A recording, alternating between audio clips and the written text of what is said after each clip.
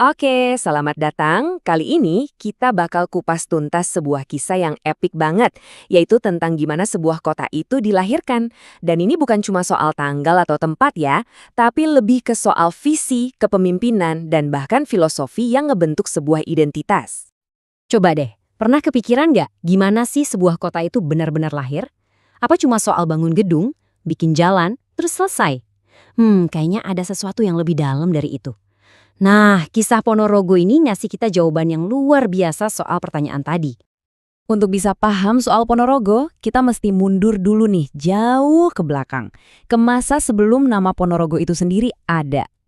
Kita mulai dari Wengker, sebuah daerah yang penting banget di zaman kerajaan Majapahit. Jadi Wengker ini apa sih? Coba bayangin ya, ini tuh bukan cuma tanah kosong. Wengker itu wilayah yang disegani, punya sejarahnya sendiri, dan bahkan tercatat di Babat Ponorogo. Nah, disinilah panggung utama dari cerita kita dimulai. Di setiap cerita hebat, pasti ada tokoh utamanya kan?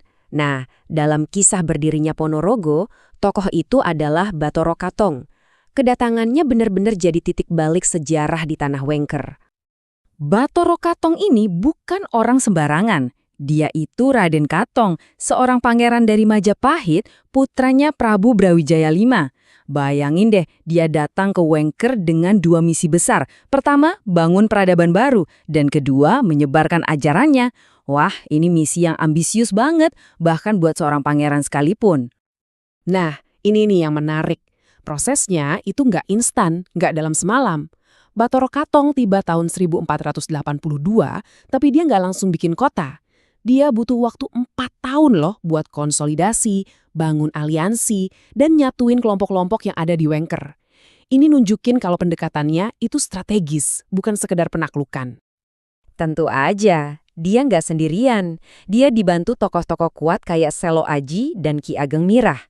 Tapi yang paling keren, dia berhasil ngerangkul Ki Ageng Kutu, seorang pemimpin lokal yang awalnya mungkin punya pandangan beda. Ini bukan lagi soal kekuatan, tapi soal kelihayan diplomasi yang luar biasa. Setelah proses konsolidasi dan diplomasi yang panjang itu, akhirnya momen puncaknya tiba. Inilah saat di mana sebuah identitas yang sama sekali baru lahir dari rahim Wengker. Coba ingat-ingat tahun ini, 1496. Ini adalah puncak dari semua kerja keras, strategi, dan visi Batoro Katong selama lebih dari 1 dekade. Dan tepat pada tanggal 11 Agustus 1496, Kadipaten Ponorogo secara resmi berdiri. Tanggal bersejarah inilah yang sampai sekarang kita kenal dan kita rayakan sebagai Hari Jadi Ponorogo. Sejarah yang benar-benar masih hidup. Dan dengan berdirinya Kadipaten, Batoro Katong pun diangkat menjadi Adipati pertama. Perjalanannya tuntas. Dari seorang pangeran Majapahit yang datang dengan sebuah misi, sekarang dia jadi pendiri sekaligus pemimpin sebuah wilayah baru. Eits, tapi ceritanya belum selesai. Mungkin bagian yang paling menarik justru ada di sini. Gimana kota ini dapat namanya? Karena ini bukan sekedar nama, tapi sebuah filosofi yang dalam banget. Nah, ini pertanyaan pentingnya kan? Sebenarnya Ponorogo itu artinya apa sih? Jawabannya bakal ngebawa kita ke inti dari visi Batoro Katong dan para pendiri lainnya.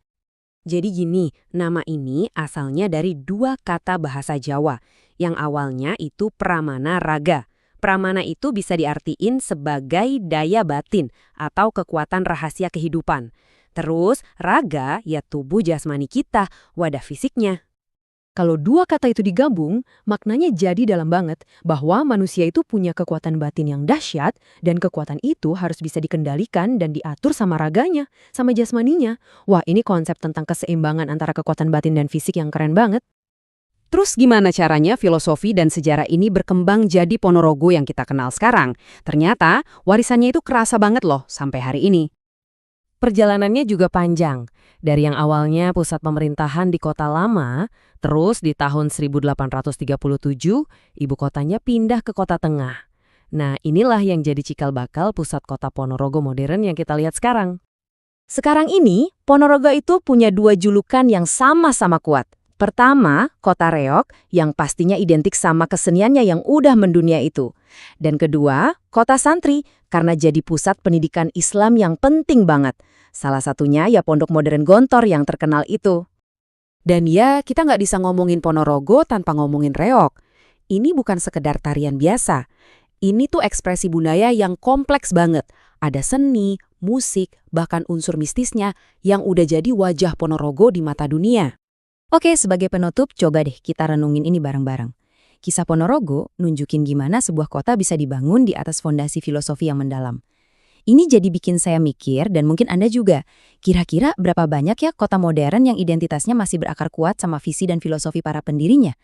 Sebuah pemikiran yang menarik buat kita bawa pulang.